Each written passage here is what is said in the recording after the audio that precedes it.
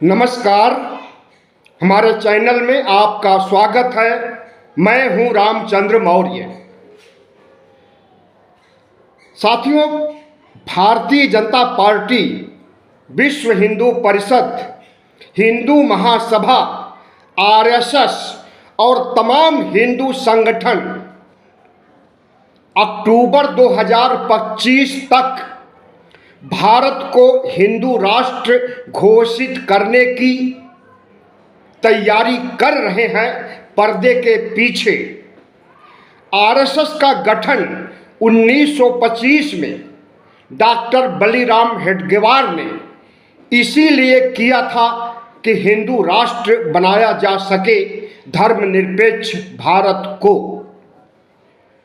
इन 100 सालों में आरएसएस कामयाब नहीं हो सका हिंदू राष्ट्र बनाने के लिए, लेकिन कुछ महीनों में फरवरी से अक्टूबर के बीच कवायद चल रही है कि जैसे ही 100 साल पूरे होंगे अक्टूबर में भारत को हिंदू राष्ट्र घोषित कर दिया जाएगा।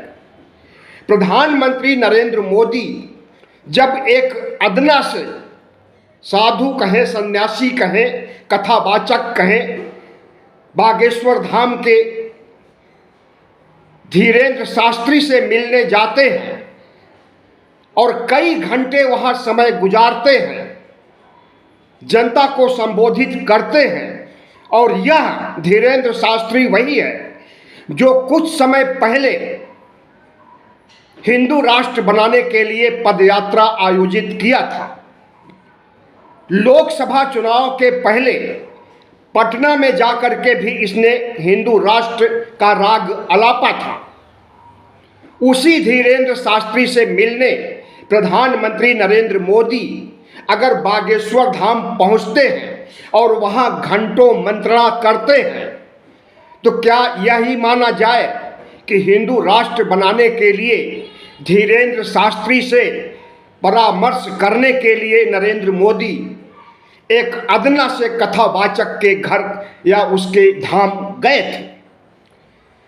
इतना ही नहीं, आरएसएस जिसके 100 साल पूरे होने वाले हैं और उसका सबसे बड़ा सपना अगर कोई है तो वह हिंदू राष्ट्र ही है, वह भी पूरी ताकत लगा रहा है प्रधानमंत्री नरेंद्र मोदी के ऊपर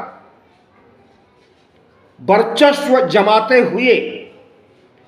आरएसएस जिस तरह से हिंदू राष्ट्र की दिशा में इस देश के मुख्यधारा को झोंकने का काम शुरू कर दिया है और कुंभ मेला में जिस तरह से हिंदू राष्ट्र बनाने की मांग की गई है, तमाम साधु संत, मठाधीश, अखाड़ों के साधु, कट्टरपंथी हिंदू संगठन, यहां तक कि मीडिया का कुछ हिस्सा भी उस हिंदू राष्ट्र की मुहिम में शामिल है।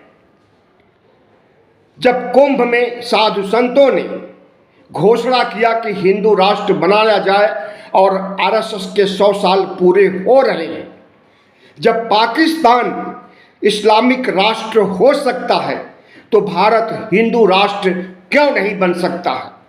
ऐसा मानना है इस देश के बाबाओं का, साधु संतों का, हिंदू संगठनों का, बीजेपी का, आरएसएस का। लेकिन यह नहीं पता, शायद उन्हें पता है तब भी नज़रअंदाज कर रहे हैं कि भारत में साझा संस्कृति है, अनेकों धर्म हैं, वैविध्यता में एकता है, तभी भारत चल रहा है। सभी धर्मों का सम्मान होना चाहिए, लेकिन किसी एक धर्म का सम्मान किया जा रहा है और उस पे करोड़ों अरबों खर्च किया जा रहा है। वह चाहे कुंभ मेला हो, वह चाहे राम मंदिर हो, वह चाहे कॉरिडोर बनाना हो, वह चाहे तमाम पुरानी मंदिरों का जीर्णोद्धार और विकास करना हो। इस पर खर्च करने के लिए भारत सरकार और राज्य सरकारों के पास अकूत पैसा है, लेकिन गरीबी उन्मूलन के लिए, बेरोजगारों को बेरोजगारी भत्ता देने के लिए, बेरोजगारों को नौकरियां देने के लिए, या यूं कहें कि विकसित राष्ट्र 2047 तक बनाने का जो सपना संजोया गया है, उसके लिए कितना खर्च किया जा रहा है। कुंभ पर कितना खर्च किया गया, कोई आंकड़ा नहीं। 700 लाख करोड़ रुपए खर्च करने की बात कही गई, 700 लाख करोड़, और पता चल रहा है कि 11 लाख करोड़ रुपए खर्च हुए हैं, और केंद्र सरकार के द्वारा जो खर्च किए गए हैं वह अलग है। तो विकास का पैसा अगर हिंदू राष्ट्र बनाने की दिशा में, हिंदुत्व को आगे बढ़ाने के लिए, हिंदुत्व की विचारधारा और हिंदुत्व की विचारधारा के साथ हिंदू धर्म में व्याप्त अंधविश्वास और पाखंड को आगे बढ़ाने के लिए एक मैली प्रदूषित नदी में जबरन नहाने के लिए, पाप धोने की बात कह करके 144 साल बाद आए कुंभ की बात कह करके अगर इस देश के लोगों को नहाने के लिए झोंका जा रहा है, तो वह जोर आजमाइश कर रहे हैं कि इस देश में वास्तव में पाखंड और अंधविश्वास करने वाले कितने लोग हैं।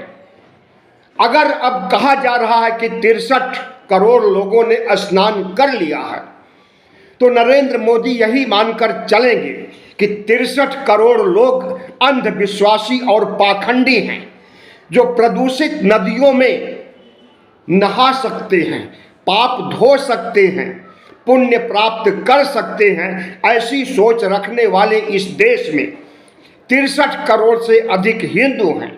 तो इन्हें जिस दिशा में हाँक दिया जाएगा भेड़ की तरह, उसी दिशा में ये चलना शुरू कर देंगे, और हिंदू राष्ट्र बनाने की दिशा में अगर इन्हें प्रेरित किया जाएगा तो यह भी 63 करोड़ लोग हिंदू राष्ट्र बनाने के लिए तैयार हो जाएंगे। ऐसी सोच है आरएसएस की, ऐसी सोच है बीजेपी की, और ऐसी सोच है तमाम हिंदू संगठनों की। जिस तरह से महाकुंभ में मौतें हुई हैं और उन मौतों को छिपाया गया है, चाहे वह नई दिल्ली रेलवे स्टेशन पर हो, छुपाया गया, मीडिया को जाने नहीं दिया गया जहां पर लाशें थी, अस्पतालों में, इसी तरह से कुंभ मेला इलाहाबाद में लाशों को छिपाया गया, मीडिया को नहीं जाने दिया गया, और सिर्फ 30 का आंकड़ा पेश किया गया। तो हमें लगता है कि प्रधानमंत्री नरेंद्र मोदी, मुख्यमंत्री योगी आदित्यनाथ, आरएसएस प्रमुख मोहन भागवत अब इस देश को धर्म की चाशनी चटा करके कुछ ही समय में इस देश को तबाही की ओर ले जाने के लिए, हिंदू राष्ट्र बनाने के लिए संकल्प कर चुके हैं। ऐसा इसलिए भी आभास होता है कि देश भर में तमाम बड़े शहरों में हिंदू युवा वाहिनी के लोग, हिंदू महासभा के लोग, आरएसएस के लोगों ने, यहाँ तक कि मीडिया के लोगों ने भी हिंदू राष्ट्र बनाने की कस्में खाई हैं। युवा वाहिनी इस मामले में, जो कि योगी आदित्यनाथ के द्वारा युवा वाहिनी का गठन किया गया, वह सबसे आगे है हिंदू राष्ट्र बनाने के लिए। और योगी आदित्यनाथ तो मान चुके हैं कि यह देश हिंदू राष्ट्र था, हिंदू राष्ट्र है और हिंदू राष्ट्र रहेगा। हम सवाल करते हैं योगी आदित्यनाथ से कि जब यह देश हिंदू राष्ट्र था, है और रहेगा, तो फिर नया हिंदू राष्ट्र गढ़ने की क्या जरूरत है? बड़े पैमाने पर रक्तपात और युद्ध की ओर, गृह युद्ध की ओर ले जाने के लिए इस देश को क्यों पर्दे के पीछे तैयारी की जा रही है? क्योंकि हिंदू राष्ट्र का विरोधी जो दूसरा खेमा है, चाहे वो अंबेडकरवादी हो, चाहे वो मुस्लिम हो, चाहे वो ईसाई हो, चाहे वो बुद्धिस्ट हो, चाहे वो जैन हो, सिख हो, चाहे वह ओबीसी एससी एसटी के लोग हों, कोई भी नहीं चाहता कि हिंदू राष्ट्र बने। और जब हिंदू राष्ट्र बनाना जबरन चाहेंगे तो जिनका मैंने नाम लिया, इस हर कम्युनिटी के लोग हिंदू राष्ट्र के खिलाफ खड़े हो जाएंगे और न तो संविधान को हटाने देंगे और न हिंदू राष्ट्र को बनाने देंगे, क्योंकि संविधान हटाए बिना भारत को हिंदू राष्ट्र बनाया नहीं जा सकता है। और नरेंद्र मोदी ने देख लिया, या शायद अनुमान लगाने के लिए अपने सांसदों को, अपने नेताओं को कहा कि यह बात कहिए कि 400 पार सीटें दीजिए, हम संविधान बदल देंगे। और उसका हश्र भी नरेंद्र मोदी ने देख लिया कि घुटनों पर आ गई सरकार, जो 305 लोकसभा सदस्यों के द्वारा चल रही थी, वह 240 पर आ गई और उसे बैसाखियों का सहारा लेना पड़ा। तो हिंदू राष्ट्र बनाने और संविधान को हटाने के लिए तमाम जोखिम भी है, लेकिन आरएसएस के 100 साल के उद्देश्य के लिए ये जोखिम कहीं छोटे पड़ जाएंगे और आरएसएस का उद्देश्य, आरएसएस का इरादा मोदी के लिए प्रमुख हो जाएगा आने वाले दिनों में। हिंदू राष्ट्र की तरफ हम इसलिए भी कह रहे हैं कि बहुत से ऐसे संकेत मिले हैं जिस पर लोगों ने ध्यान नहीं दिया। नया संसद भवन बनकर के तैयार होता है, हालांकि उस संसद भवन की जरूरत नहीं थी। जो 100 साल पहले पुराना संसद भवन बना था, अभी वह कम से कम 200 साल तक उसकी उम्र है, लेकिन उसके बावजूद इतिहास में अपना नाम अमर करने के लिए लुटियन का दिल्ली का नाम हटा करके मोदी की दिल्ली कहने के लिए इतिहास में प्रधानमंत्री नरेंद्र मोदी ने नए संसद भवन का और तमाम ऐसे विस्टा प्रोग्राम बनाया उन्होंने, जिसे कि निर्माण कार्य हुआ प्रगति मैदान से लेकर के संसद भवन तक। जमीन को खोदा गया और तमाम बिल्डिंगें बनाई गई, वो चाहे प्रगति मैदान का पूरा क्षेत्र हो, सुप्रीम कोर्ट के आसपास का क्षेत्र हो, यहाँ से लेकर के संसद भवन तक। और संसद भवन के आसपास जिस तरह से खुदाई करके नई इमारतें खड़ी की गई, उससे नरेंद्र मोदी लुटियन के नाम को मिटाने और अपने नाम को लुटियन की जगह चस्पा करने का जो प्रयास किए, उसी प्रयास के तहत नए संसद भवन में जब सांसदों ने प्रवेश किया, या यूं कहें कि गृह प्रवेश हुआ, तो उन्हें जो संविधान की कॉपी बांटी गई, उसमें से धर्मनिरपेक्षता नदारद, समाजवाद गायब, सामाजिक न्याय गायब, संविधान की प्रस्तावना से इस तरह से अनेकों शब्द गायब कर दिए गए। और जब हो हल्ला और जब सांसदों ने हो हल्ला मचाया, मोदी के खिलाफ भाषणबाजी, नारेबाजी किया, तो मोदी को पता चल गया कि इस देश में संविधान को नहीं बदला जा सकता है, और फिर से उन शब्दों को वापस संविधान की प्रस्तावना में लाना पड़ा। घुटने पर आ गए नरेंद्र मोदी, लेकिन उसके बावजूद लोकसभा चुनाव के दौरान उन्होंने आजमाने के लिए जिस तरह से सांसदों का इस्तेमाल किया, बदनाम हुए वे सांसद जिन्होंने कहा कि 400 पार सीटें दीजिए, हम संविधान बदल देंगे। और उन्हें कहने वाला, उन्हें प्रेरित करने वाले अगर कोई थे तो वो आरएसएस प्रमुख थे और नरेंद्र मोदी थे।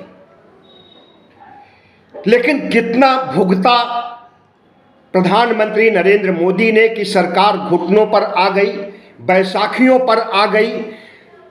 इसके बावजूद अभी संविधान को हटाने, हिंदू राष्ट्र बनाने, मनुस्मृति को संविधान की जगह चस्पा करने का भूत उतरा नहीं है। जिस संसद भवन में इन्होंने संविधान को की प्रस्तावना से छेड़छाड़ किया था, उसी नई संसद में इन्होंने उसी समय सिंगोल की स्थापना किया था। वह सिंगोल तमिलनाडु से मंगाया गया था। तमाम पंडित पुजारी वहां से आए थे और सिंगोल की पूजा जिस तरह से प्रधानमंत्री नरेंद्र मोदी ने किया, जिस तरह से सिंगोल को धारण करके पूरे संसद भवन में प्रधानमंत्री नरेंद्र मोदी ने चक्कर लगाया और उसके बाद एक जगह संसद भवन में सिंगोल को रख करके उसके सामने साष्टांग पड़ गए,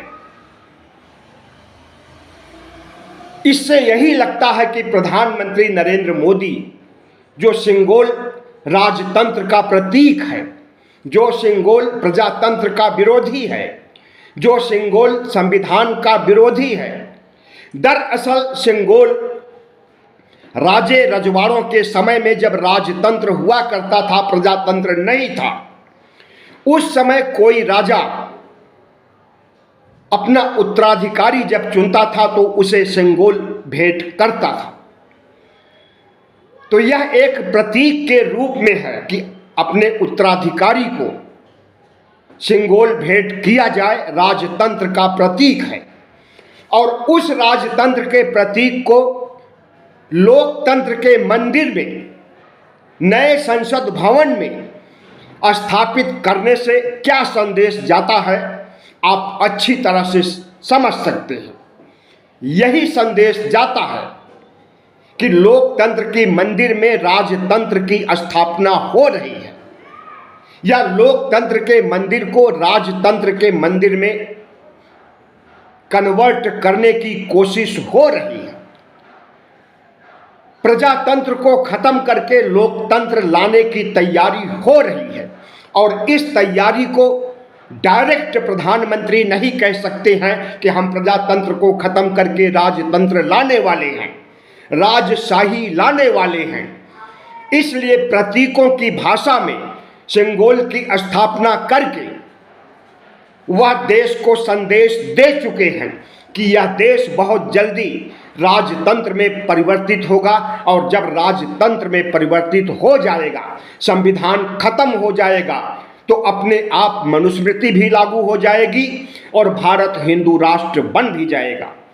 तमाम धर्म, तमाम साझा संस्कृतियां सब के सब खत्म होने की दिशा में आगे बढ़ना शुरू कर देंगे। इसीलिए किसी एक धर्म को चिन्हित करके उसे प्रमोट करने और उस पर अरबों खरबों खर्च करने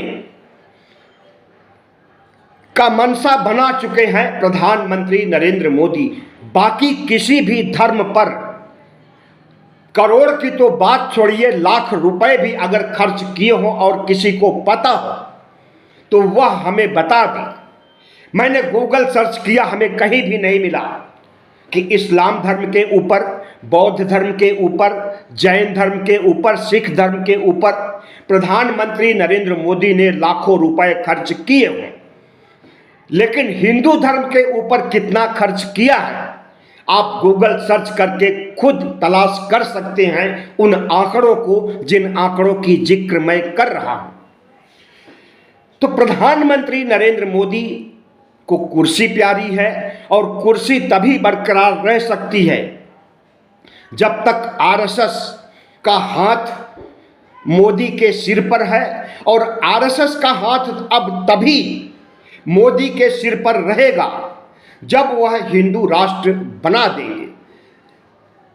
वैसे प्रधानमंत्री नरेंद्र मोदी और आरएसएस प्रमुख मोहन भागवत के बीच घमासान लंबे अरसे से छिड़ा हुआ है। लोकसभा चुनाव के पहले से प्रधानमंत्री नरेंद्र मोदी और आरएसएस आमने सामने हैं। बीजेपी अध्यक्ष जेपी नड्डा लोकसभा चुनाव के दौरान जब प्रकट होते हैं और कहते हैं कि भारतीय जनता पार्टी दुनिया की नंबर 1 पार्टी बन गई है। अब इसे किसी संगठन से सहायता की जरूरत नहीं है। दूसरे शब्दों में, अब हमें स्वयं सेवकों या प्रचारकों की जरूरत नहीं है। अब हमें आरएसएस की जरूरत नहीं है। उसके बाद से ही भारतीय जनता पार्टी और आरएसएस के संवाद खत्म हो गए। और संवाद कब शुरू हुआ? जब प्रधानमंत्री नरेंद्र मोदी तीसरी बार लंगड़ी सरकार की शपथ लेने जाते हैं, उसी दिन या उसके एक दिन बाद मोहन भागवत प्रकट होते हैं सार्वजनिक मंच पर और कहते हैं कि इस देश को अहंकार से, तानाशाही रवैये से नहीं चलाया जा सकता है। विपक्ष को प्रतिपक्ष मानना पड़ेगा और विपक्ष को प्रतिपक्ष मानने के साथ साथ राहुल गांधी को विपक्ष का नेता मानना पड़ेगा। इस तरह का संकेत जब नरेंद्र मोदी के खिलाफ देते हैं, भाषण देते हैं, तो पता चल जाता है कि नरेंद्र मोदी और संघ के बीच सब कुछ ठीक नहीं चल रहा है। और उस नाराजगी की खास वजह यही थी कि 2014 से 24 तक प्रधानमंत्री नरेंद्र मोदी ने हिंदू राष्ट्र बनाने और संविधान की जगह मनुस्मृति लागू करने के लिए कोई रचनात्मक प्रयास नहीं किया। तो आरएसएस दबाव डाल रहा है, यहां तक कि भारतीय जनता पार्टी के अध्यक्ष के लिए भी अब वह खुद अपने संघ के किसी पदाधिकारी को भारतीय जनता पार्टी का अध्यक्ष बनाना चाहता है और भारतीय जनता पार्टी से 2 गुजरातियों को किनारे लगाने के बारे में मन बना चुका है। 2 गुजराती कौन हैं, आप अच्छी तरह से समझ रहे होंगे। तो प्रधानमंत्री नरेंद्र मोदी को संघ विवश कर रहा है कि उसके इरादे, उसके सपने साकार कीजिए, वरना तुम्हारी खैर नहीं। प्रधानमंत्री नरेंद्र मोदी भय गति सांप छछूंदर केरी वाली हालत में हैं। इधर से आरएसएस सांप की तरह फुफकार रहा है और उधर से नीतीश और नायडू आए दिन नाराजगी व्यक्त करते रहते हैं। नीतीश कुमार दिल्ली आते हैं तो उनसे न प्रधानमंत्री मिलते हैं, न गृह मंत्री मिलते हैं, न बीजेपी अध्यक्ष जेपी नड्डा मिलते हैं और हर से मिलने के लिए अपॉइंटमेंट पहले से मिला होता है, लेकिन सब के सब इनकार कर जाते हैं। अपनी बेइज्जती महसूस करके वह बिहार लौट जाते हैं। ऐसा कई बार हुआ, कम से कम 2 बार हुआ। और वहां से वह जो राग अलापते हैं, जो संकेत देते हैं, जो सांकेतिक भाषा बोलते हैं, फिर मोदी की नींद हराम हो जाती है कि कहीं ऐसा न हो कि सरकार से समर्थन वापस ले ले। फिर मान मनौती का दौर शुरू हो जाता है। और अभी कल बिहार में जिस तरह से प्रधानमंत्री नरेंद्र मोदी नीतीश कुमार को लाडला मुख्यमंत्री कहते हैं, तो नीतीश कुमार तो बहुत गदगद हो गए, जनता दल यू के नेता गदगद हो गए, लेकिन लाडला मुख्यमंत्री आज तक किसी को नरेंद्र मोदी ने नहीं कहा। और यह समझ लीजिए कि जिस पर नरेंद्र मोदी प्यार लुटाते हैं, उसकी नींव में मट्ठा डालने की बात सोच करके ही वह प्यार लुटाते हैं और उसे आत्मविश्वास से लैस कर देते हैं। यही हाल कभी शिंदे का था। उन्हें शिवसेना से तोड़ करके लाया गया, मुख्यमंत्री बनाया गया, इस्तेमाल किया गया, शिवसेना से आपसी दुश्मनी और खुन्नस का बदला चुकाया गया। और उसके बाद जब इलेक्शन होता है तो चुनाव आयोग को सेट करके चुनाव जीत लिया जाता है बड़े मार्जिन से। और फिर जिस तरह से शिंदे को ठेंगा दिखा दिया जाता है, उसी तरह से नीतीश कुमार को आज लाडला बोल रहे हैं। और कल जब इलेक्शन खत्म हो जाएगा और मुख्यमंत्री चुनाव करने की नौबत आएगी तो शिंदे का हाल नीतीश का हो जाएगा। और इस बात की भनक नीतीश कुमार को है, इसलिए वह आए दिन भारतीय जनता पार्टी को अस्थिर करने के लिए मन बनाते रहते हैं, लेकिन भारतीय जनता पार्टी के मैनेजमेंट में या उनके बहकावे छलावे में आकर के जिस तरह से सरकार चल रही है, हमें नहीं लगता कि यह 5 साल पूरा कर पाएगी। अभी 1 साल भी पूरे नहीं हुए ठीक से, 1 साल भी नहीं पूरे हुए और अभी ऐसी स्थिति है तो मध्यावधि चुनाव होना है। और जो लोग चाहते हैं कि भारत को हिंदू राष्ट्र की आपदा और विपदा से मुक्ति मिलनी चाहिए, उन्हें सबसे पहले मध्यावधि चुनाव में या 2029 के चुनाव में और जितने भी राज्यों के चुनाव हों उसमें भारतीय जनता पार्टी को हराने का मन बना लेना चाहिए। भारतीय जनता पार्टी जितना शक्तिशाली होगी उतना ही आरएसएस ताकतवर होगा और आरएसएस जितना ताकतवर होगा वह अपने उद्देश्य, अपने इरादे को, अपने सपने को साकार करने की दिशा में आगे बढ़ेगा। हम समझते हैं कि भारत में पाकिस्तान को इस्लामिक राष्ट्र बना देना आसान था, लेकिन भारत को हिंदू राष्ट्र बना देना बहुत कठिन है, क्योंकि हिंदू राष्ट्र का मतलब कि ओबीसी, एससी, एसटी के सारे अधिकार छिन जाएंगे, उनकी नागरिकता खत्म हो जाएगी, वह नेता नहीं बन सकेंगे, सरकारी नौकरियां नहीं कर सकेंगे, यहां तक कि वोट भी नहीं दे सकेंगे। यही हाल कमोबेश मुसलमानों का भी होने वाला है। तो मुसलमान ओबीसी, एससी, एसटी दोयम दर्जे के इंसान हो जाएंगे। 2000 साल की मनुस्मृति युग की गुलामी की ओर ओबीसी, एससी, एसटी को झोंक दिया जाएगा। देश विकसित भारत के सपने लेकर वैज्ञानिक तरक्की करने, भारत को स्वर्ण युग की ओर ले जाने के लिए तत्पर है और सत्ता में बैठे लोग, संगठन में बैठे लोग इस देश के बहुजनों को 2000 साल पहले की गुलामी की ओर ले जाने का सपना अगर देख रहे हैं तो हम समझते हैं कि प्रजातंत्र में उनका सपना धराशायी हो जाएगा। और जिस सपने को लेकर के आरएसएस प्रमुख नरेंद्र मोदी पर दबाव डाल रहे हैं, उस सपने को साकार करने के लिए अगर नरेंद्र मोदी कुबत करेंगे, मन बनाएंगे, तो उनका सियासी जिंदगी भी खत्म हो सकती है और भारतीय जनता पार्टी लुप्त हो सकती है। बहुत बहुत धन्यवाद। अगर वीडियो अच्छा लगा हो तो सब्सक्राइब कीजिएगा, लाइक कीजिएगा और शेयर कीजिएगा।